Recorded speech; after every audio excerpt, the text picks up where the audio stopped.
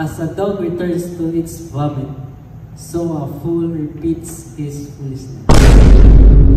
Gabalik-balik lang kasi ginabuhat ka sa Kailangan hindi mo siya na i-avoid bitawan. Kailangan hindi mo walaon. Kailangan hindi mo i-surrender agad. Hello! Kina-invite mo sa among life group karon. Among word is nasa Proverbs 26:11. O kung namoy mga comment, mga suggestion or kanang unsay nakatandog sa imo ana na word, pwede ra mo mag-share sa comment below.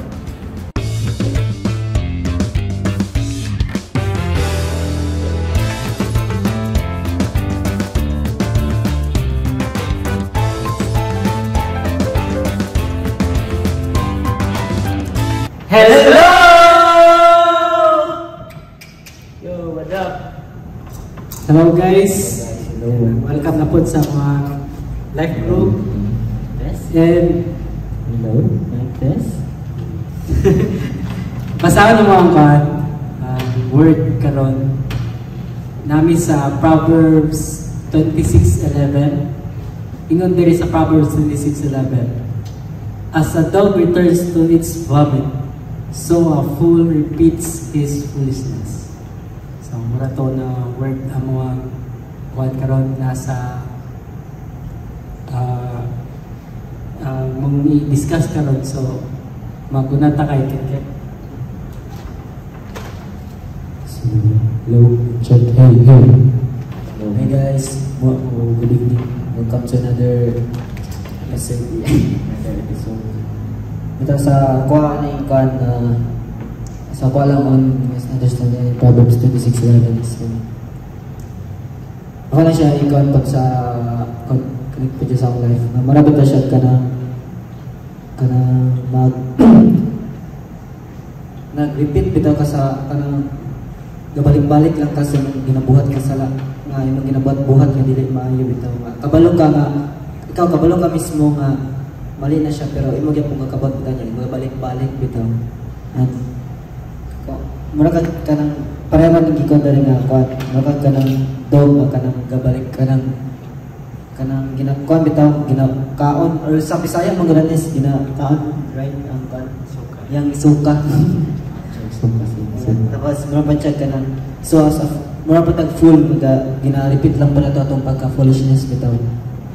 Na ikaw yung pong kuha ni mismo nga verse ay kita man guro yung tanan kabalo na bitaw ta nga kanang mali na itong gibuhat pero balik-balik gyapon na to gagabalik-balik bitaw po gyapon na to himo mas kaninga butang is imo nang tanagian niya kabalo ka nga mali na pero imo gyapon gakabuhat niya nani namong gutoy time nga kana bitaw sige na grabe na ngay ko kakuan ba nga nyama sana ang pagkuan next weekend kapag ano nga kuan malayo kayo pero kada bitaw natoy time nga kanang sa life gyud akala niya Christian ako sa life nga even nga Christian ako nga naikon sa akong life na kanang niabot ko nga kakabuhat bitaw gyapon ako ang kabuhat gyapon ako nga kanang kabalo ko masala na ni siya pero ako gyapon siya kabuhat niya sigog as kanang sigog ingon dagad God kanang ngano gakabuhat mo gyapon ako ni naka-confident sa akong kaugalingon naka-question po ko nga basin kanang kuan ba kanang bitaw grabe na kayo kung kakon na worth it ani kasi na ako nagkakabuhat nga sala sige na kay isang kabalo ko pero nagkabuhat gyapon ako bisag grabe kanang kulang na bitaw gyapon akong kuan kanang pag ang passion niya kagad sa yung akong pag-pursue niya sa iya ba kay ngano nagkabuhat mo gyapon ako ni ka condemn na ako akong niabot sa akong life na condemn na ako akong life bitaw nga gakabuhat ko ano gakabuhat gyapon ko ni nga kabalo naman ta ako nga mali ni pero kalisod gyapon bitaw kog balik nya pero amazing na bitaw gyapon kayo kay nato ikaw niya ni kanang nag-ask ko gagad og health bitaw nga kanang tabangin ko ani nga makagawas bitaw. Kanang God tabangin ko ani nga makagawas ko ani nga situation. Kabangin ko ani nga ma-free ko ani bitaw kay lisod kayo, di ko kabalog saon, di na ko kaya kung ako lang bitaw. Tapos amazing ka itong natan kay amazing mo kasi dyan kasi sana gakabuhat is di ba kung kanya hindi na condemn kabalag yapon bitaw ko na worth it yapon ko nana bitaw yapon ko pero at the same time kasala ng yapon ko pero inana bitaw yapon gina kuan ng yapon ko ni gani pero yarin kong gay ka na bitaw nasa yakong gay speak kakablo ko na siya to kay once na kay nawala po akong kanang wala akong pag-devotion na itong na time pero once na itong ibalik ko kablo ko siya nag-speak at itong na kanang kuan bitaw kanang daghan kanang dili na ko dili na ko kaya nga ako ra sa that's why nga kailangan ko na-remind mo pugod ko ato kay abi na ko nga kana bitaw gas God nang gadipend gyapon ko kagad bitaw grabe ka nang kadelikado ba sa kuha ayaw sa tanan. Abi mo kung wala ka kabantay ba nga, wala di ka nag-depend ka gan. Imo na dayon nga kusog imong ginabuhat bitaw ang dapat kaning kamot ka niya. Anong abi ba na kato nga time nga nag-depend ka gan niya. Nanay to time nga kanang na-remind ko nga wala di ko nag-depend ani ka gan. Ako wala lang din nga kusog akong ginabuhat bitaw ng pala. Kaya ngano ba ka nanagapon ko nana ko nga kabalik yapon ko sa kuan. Sa nang ginabuhat ng mali.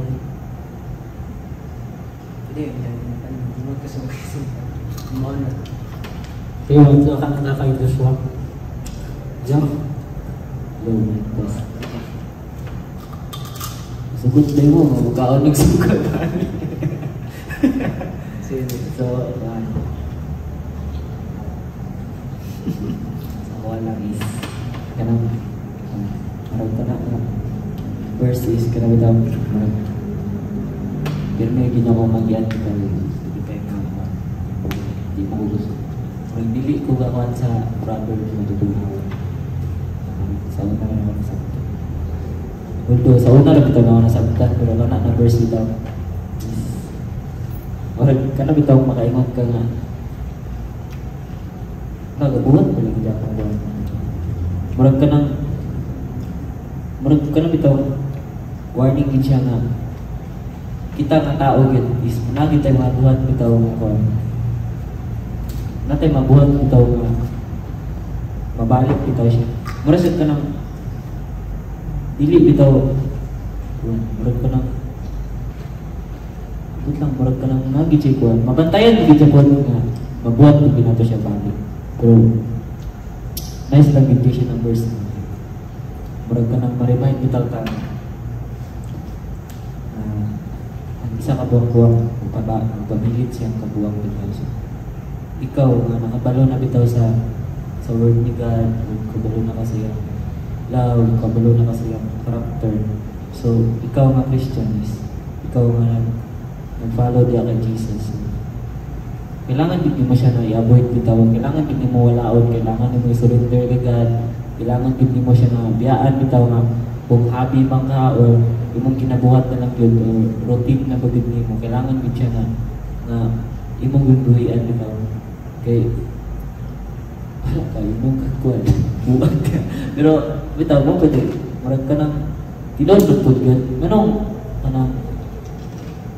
makaingon good bitaw ko marag makaingon good na anong kuhan hindi na baka buhat mo good ako murag ka nang makaingon ba plus tuingon ni Ken kanina so ano bitaw ingon siya nga ganun kakabuhat mo na ako ni ganun kay tungod di ay kakabantayan ni mo dayon murag ka-depend lang ka dun sa imong kagalingon bitaw murag dili bitaw mo gina-surrender ang imong kabuang diya sa imong kabuang kasi imong kagalingon murag ingana bitaw kailangan gid siya i-surrender bitaw di mo imong ginabuhat kung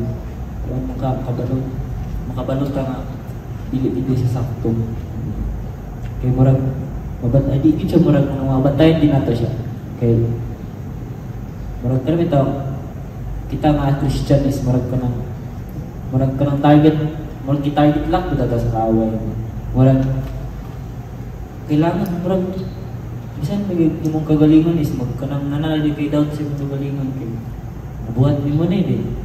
Doubt din ka di kay kuan. Sulod sa imong una-una.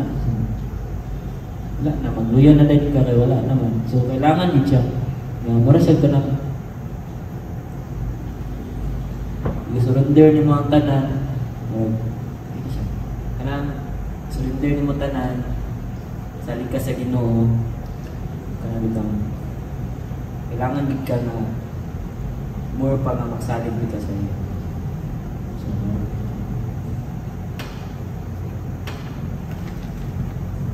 So, kani siya na verse sa kuhan din ang naman. Although, murag kung basahon bitaw ni mo kay kanang murag kanang tragsa kay pag-guilty ka ba? Ganong mabuhat. Ngayon bitaw. Pero, isa sa di sa kanang ways ni Lord bitaw. Dili ka niya kina-conflict, pero kina-abrihan niya yung mata bitaw. Na-asaktan niya.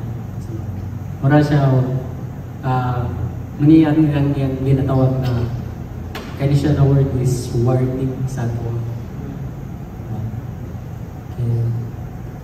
Because nga na lagi ka nang nga na siya ka nang gihugma kita niya kaya ingon pa kaya sa word sa Bible na kanang ang tao daw na kanang dagan daw na nalaglag na iyahang mga anak kay tungod kay kulang sila kay balog. Tungod kulang sila sa pagtuon.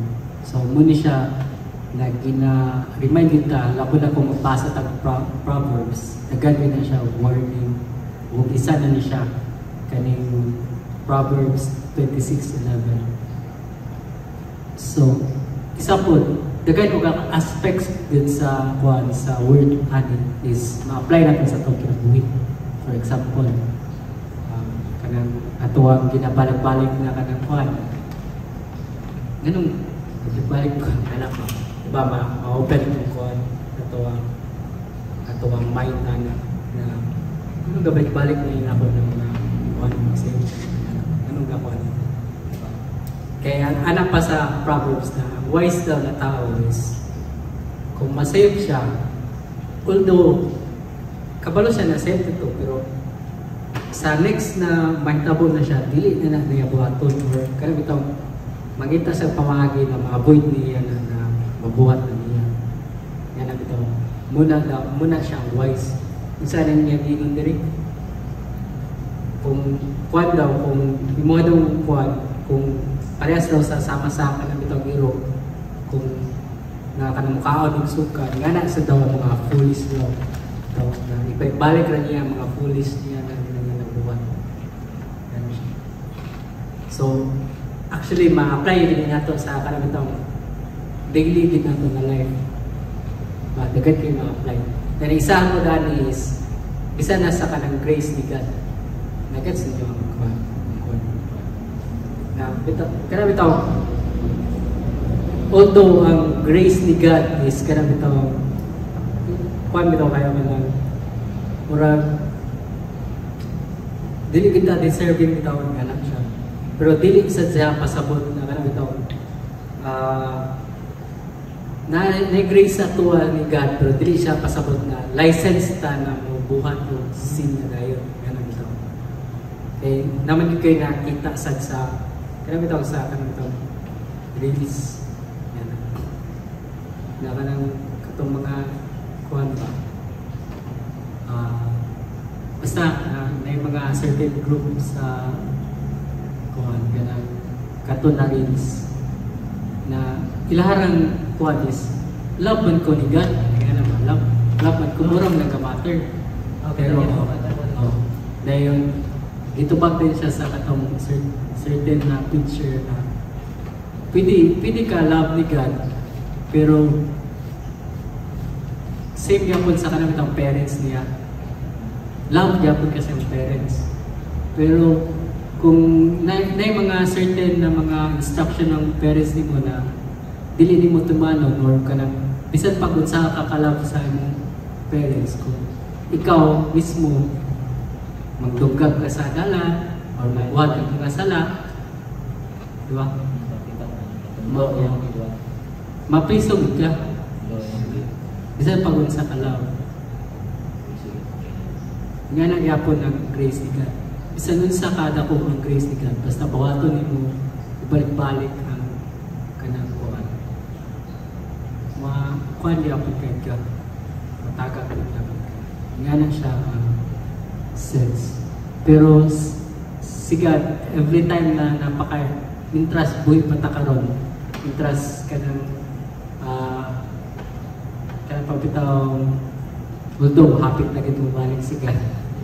Pero intras na patay chance, dili maganda nga, dili ka mapa-foolish or dili na to miss ang chance na makakuan yun, makakatun kita sa tuwa mga foolishness kay karan, kita na yung mga foolishness.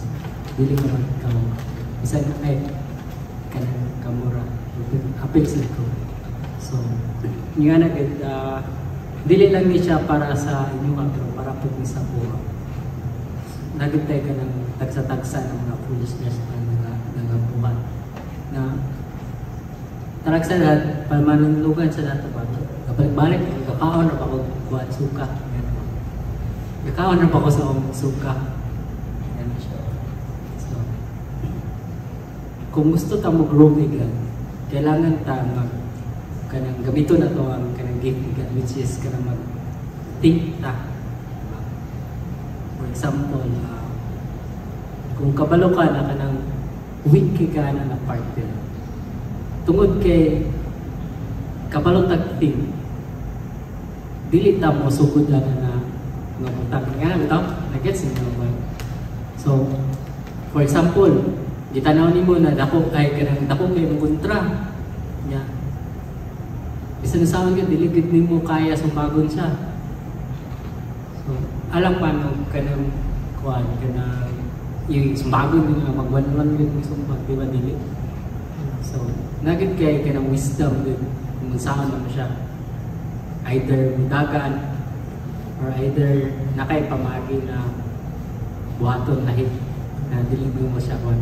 Kaya kung naunaw mo ba, si David o Goliath, wala man ni ato si David dito na dili siya prepared. Diba? Kabalo ni step si David dito, kabalo siya sa iyang kaugaling mo na kaya din niya. Diba? Then, iato ra ba si David dito? Yan, sumpag nagawin ni Goliath? Wala, nasa gidala, nasa weapon. So, nga na punta, wise punta sa tuwa ng buwan. Kung dili na to kaya, dili lang sa tamang pataka. Diba? Kaya dili man pasabot na natin faith. Kuhan sa foolishness sa our full sa magpataka na tag. So, isa na sa itong faith is katong gibuhay, gihatag ni God na give sa tuwa, which is natay wisdom. So, napabakay ko. Nakay ko. Okay na? Okay. See? So, muna to ang tawag word. Kung namoy gusto i-share po, pwede raw mo comment below. So, magkabay na ta. Sige, bye-bye! Bye-bye! Nak.